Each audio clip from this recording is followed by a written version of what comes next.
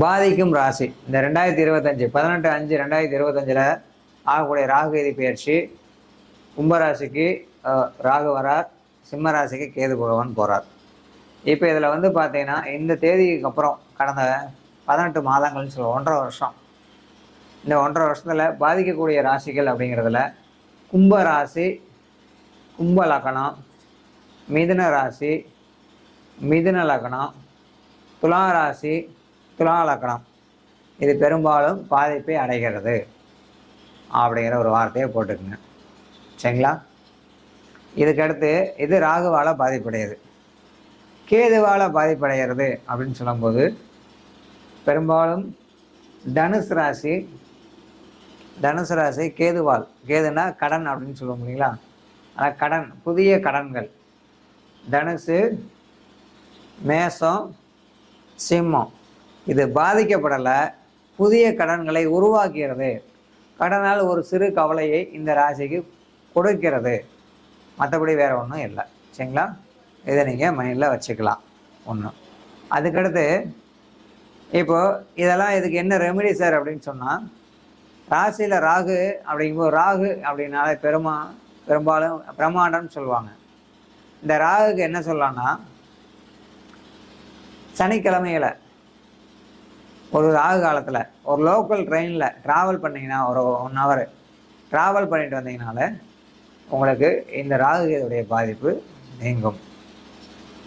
அதே மாதிரி இந்த ராகு கேது இருக்கும் காலங்களில் சனிக்கிழமை ராகு காலத்தில் ஒரு ரத்த டெஸ்ட் எடுத்திங்கனால, ஒரு டெஸ்ட்டு, ஒரு எக்ஸ்ரே, ஒரு ஸ்கேன், இந்த மாதிரி ரத்த டெஸ்ட்டு எடுத்தாலே உங்களுக்கு ராகு கேதுடைய பாதிப்புகள் நீங்கும். அதே மாதிரி துணி தைக்கிறவங்களுக்கு நூலும் ஊசியும், நூல் கொண்டு ஊசியும் வாங்கி கொடுத்தீங்கனாலும் உங்களுக்கு இந்த ராகு கேதுடைய பாதிப்பு நீங்கும். அதே மாதிரி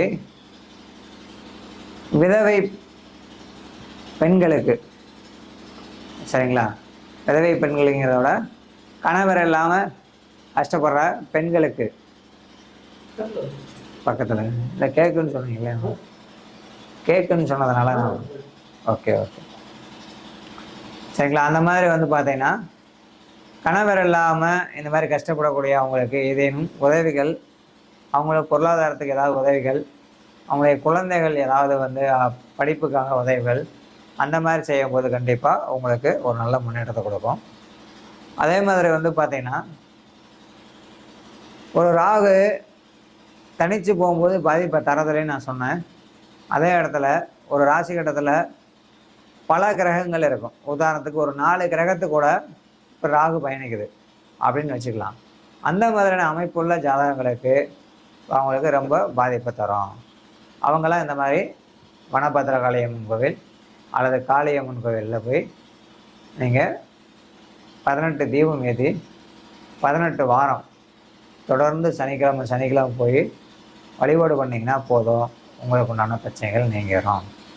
அதே மாதிரி 7 தீபம் ஏற்றி கணபதிக்கு 7 வாரம் ஞாயிற்றுக்கிழமை யமகண்ட நேரத்தில் வழிபாடு பண்ணிங்கன்னா கண்டிப்பாக கேதுவின் தாக்கம் உங்களுக்கு விலகி நல்ல யோகத்தை கொடுக்கும். சரிங்களா? பார்க்கலாம். இப்போ என்னென்னா ராகு கேதுக்கு நிறையா இருக்குது. நோட்ஸே வந்து பார்த்தீங்கன்னா கிட்டத்தட்ட ஒரு 50 பக்கம் எடுத்து வந்திருக்கேன். அவ்வளவும் பேச முடியாத காரணத்தினால ஷார்ட்டாக உங்களுக்கு சொல்லிடுறேன். இதுக்கடுத்து இதிலே ராகு கேது பயிற்சியில் வந்து இன்னும் பெரிய பெரிய பாதிப்பு யாருக்கு, எந்தெந்த மாதிரியெல்லாம் பாதிப்பு வரும், என்னென்ன மாதிரி கிரக அமைப்பு இருந்தால் வரும்னு சொல்லிட்டு ஒவ்வொரு கிரகமாக, இப்போ மேச லக்னத்துக்கு சூரியன் கும்பத்தில் இருந்தால் என்ன, சந்திரன் கும்பத்தில் இருந்தால் என்ன, செவ்வாய் கும்பத்தில் இருந்தால் என்ன, அப்படியே 9 கிரகத்தையும் போட்டு நம்ம 12 லக்னங்களுக்கும் பார்க்க போகிறோம். பின்னாடி தொடர்ச்சியாக பார்ப்போம்.